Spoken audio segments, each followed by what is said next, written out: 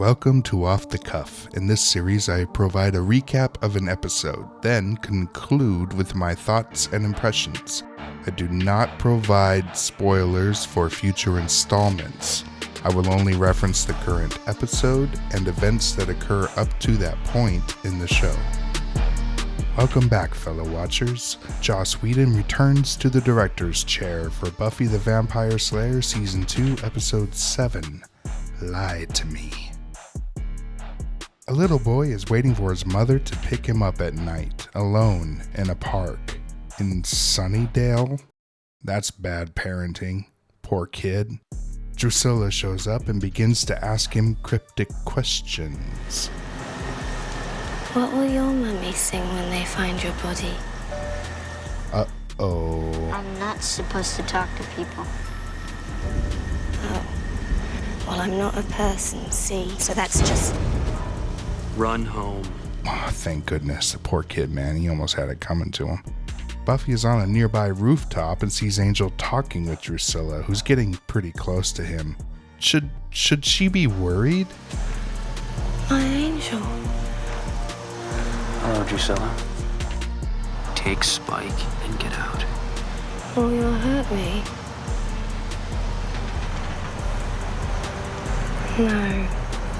No, you can't.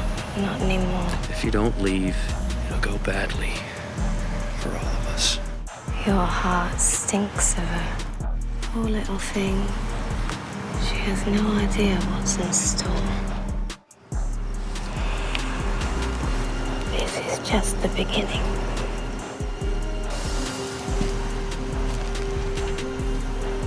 Jenny Calendar tells Giles that she has a secret in store for him. Knowing Giles, it's easy to assume he's uneasy about the prospect of surprises. Rupert, you're gonna have to trust me.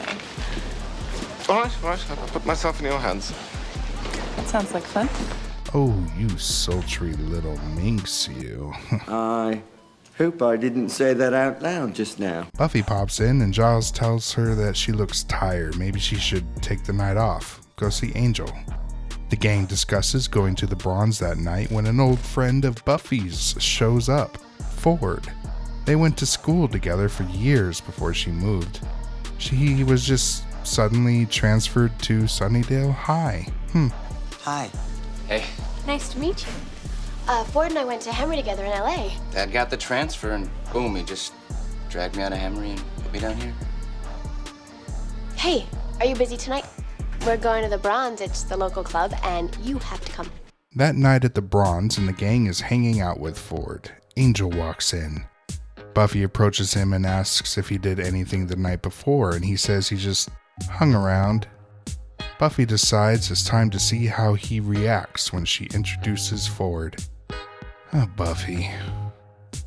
You know, it's getting really crowded in here tonight. I'm a little hot. You want to take a walk? I'll see you tomorrow. Good night. Oh, Buffy. You just moved here? Yeah, and boy does he move fast.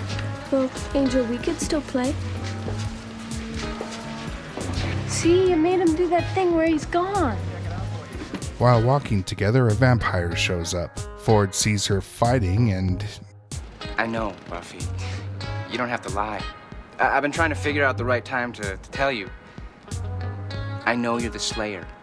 Buffy doesn't even ask how he knows that, she just accepts it. That's odd. Later that night, Ford walks into a speakeasy nightclub and he's talking with his friend about preparing for some kind of event.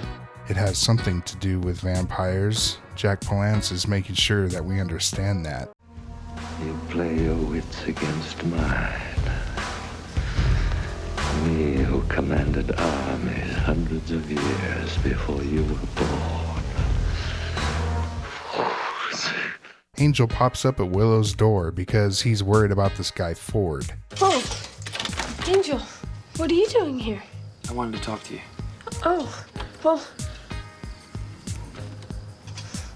well, I can't. Unless you invite me, I can't come in.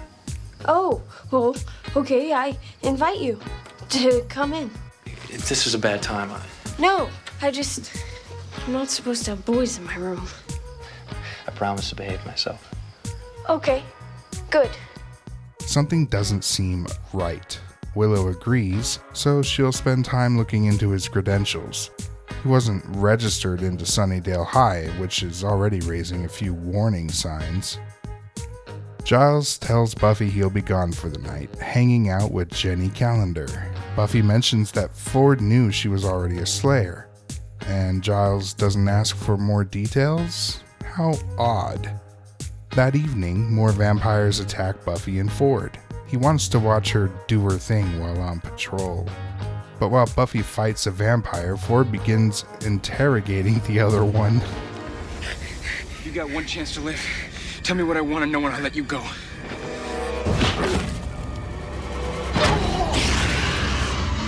Where's the other one? I killed her and she just turned to dust. It was amazing. Yeah, I suspect something just isn't quite right with this dude. Angel and Willow are right. Willow, Xander, and Angel go to the club by saying they're a friend of Ford's. Everyone there are vampire loyalists. Are you noticing a theme here? As in, vampires, yay? That's the one. It's cool that you're open to it. We welcome anyone who's interested in the lonely ones. The lonely ones? Vampires.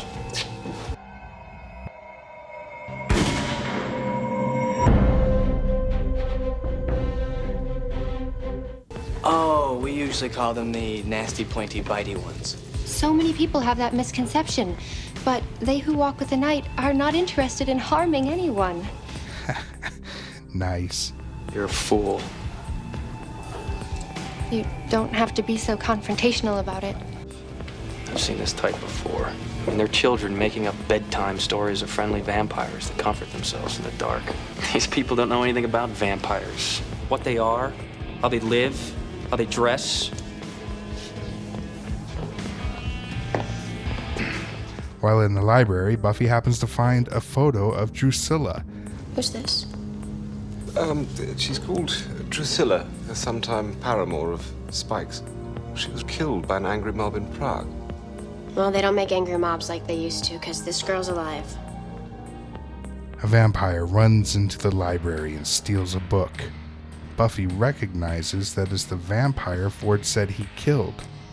Drusilla mentions that she went on a hunt. Spike inquires about her nightly journey. My tummy was growly, and you were out. Come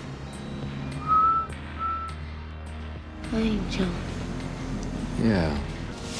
What might you guys have talked about then? It's a little off, you two so friendly, him being the enemy and all that. But Drusilla's mental state seems to be in other times and places, detached from the solid reliability of the now. This is so cool. I would totally live here. I know who you are. Yeah, I know who I am too, so what? I came looking for you, Spike. I've got something to offer you. I want to be like you. A vampire. Can I eat him now, love? We'll feature this. You make me a vampire, and I'll give you the Slayer. Buffy, may I come in? Sure.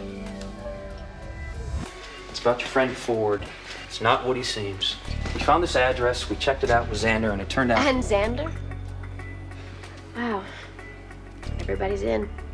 It's like a great big exciting conspiracy. Oh, Buffy. With that, Buffy decides to confront Angel about meeting Drusilla. And don't lie to me, I'm tired of it. Some lies are necessary. For what? Sometimes the truth is worse. You live long enough, you find that out. Angel is more than hesitant to say something. Do you love me? What? Do you? With a look in Buffy's eyes, she says, I love you. I don't know if I trust you. I did a lot of unconscionable things when I became a vampire. Drusilla was the worst. Angel then tells her how Drusilla became who she is. She was pure and perfect, Angel wanted to do everything in his power to snuff out such goodness. He made Drusilla. But before he did, he tortured her as much as he could. He killed everyone she ever loved and knew. And it broke her. She eventually fled to a convent. And on the day she took her holy orders, I turned her into a demon. I asked for the truth. Oh, and by the way, don't trust Ford. I don't know what he wants from you. But you can't trust him. Ford tells Buffy that he wants to give her a surprise for the evening. Do you want to go out again tonight? Not busy. I sort of had an idea. It's a secret. Can you meet me here? Sure. At 9? At 9. Buffy then has to admit to the gang something certainly is not right. At the nightclub, Diego tells Ford that his friends stopped by. Ford acts surprised, but he doesn't really seem to care. I need them to bless me. It's gonna be fine. No, it's really not. I hope she closed whatever place she entered from. How was that so easy? You were gonna offer them a trade. You were gonna give them me tonight. I didn't know I'd figure it out. I was counting on it. Uh-oh. It's a trap!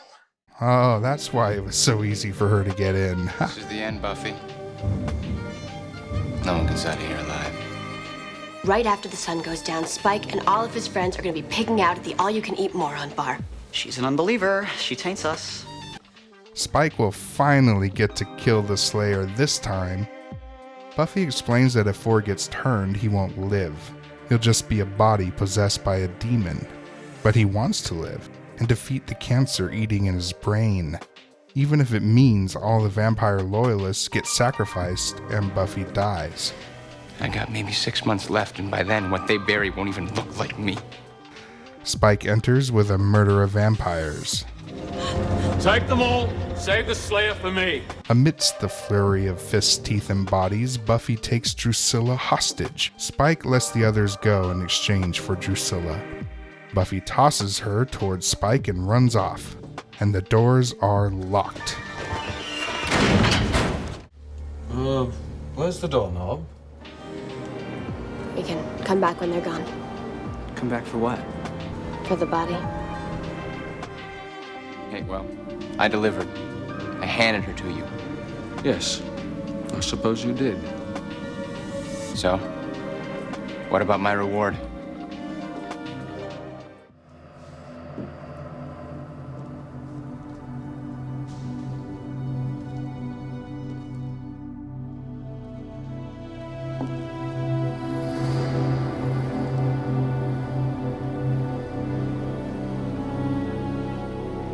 The least she could do is give him a proper burial. Giles agrees he was probably scared, but Buffy's trying to learn about her confused state with all those conflicting emotions inside her. It's just like the more I know, the more confused I get. Giles says, I believe that's called growing up. Then Ford rises, and Buffy slays him.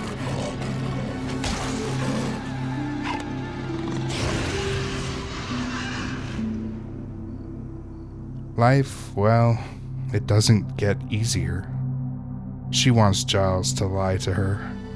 Yes, it's terribly simple. The good guys are always stalwart and true. The bad guys are easily defeated. We always defeat them and save the day. No one ever dies, and everybody lives happily ever after. Liar. The end.